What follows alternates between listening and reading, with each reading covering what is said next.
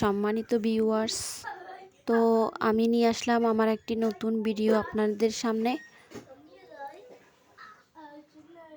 তো যারা যারা আমার চ্যানেলটি এখনও সাবস্ক্রাইব করেননি, দ্রুত আমার চ্যানেলটি সাবস্ক্রাইব করে আমার নিত্য নতুন ভিডিও দেখতে থাকুন। তো আমি আজকে আপনাদেরকে দেখাচ্ছি আমাদের ঘরের পোষা বিড়ালকে। এটা আমরা পালি। তো এই বিড়ালটি সারা রাত জেগে থাকে আর দিন হলে ঘুমায়।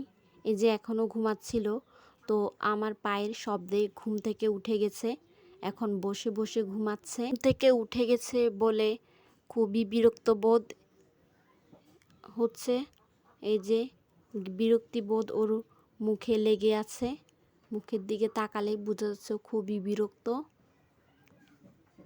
তো ওকে বিরক্ত করতে চাইনি, তো ভাবলাম আপনাদেরকে একটু দেখাই ওকে কেমন করে ঘুমাচ্ছে। তো আমার পায়ের শব্দে উঠে গেছে, সেই জন্য বিরক্ত বোধ করছে।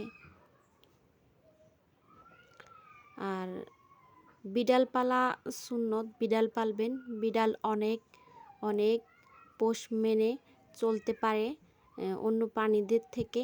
আর ছোট বাচ্চাদের মতো খুবই দুষ্টুমি করে ঘরের ভিতরে, যা আপনার অত্যন্ত ভালো লাগবে বিড়াল পাললে।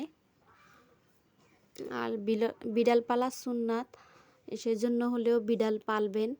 আর ঘরের ভিতরে পোকা মাকড় যেমন তেলাপোকা, টিকটিকি, ইঁদুর এসব কিছু ধরে খেয়ে ফেলে বা মেরে ফেলে, সেজন্য হলেও বিড়াল পালবেন।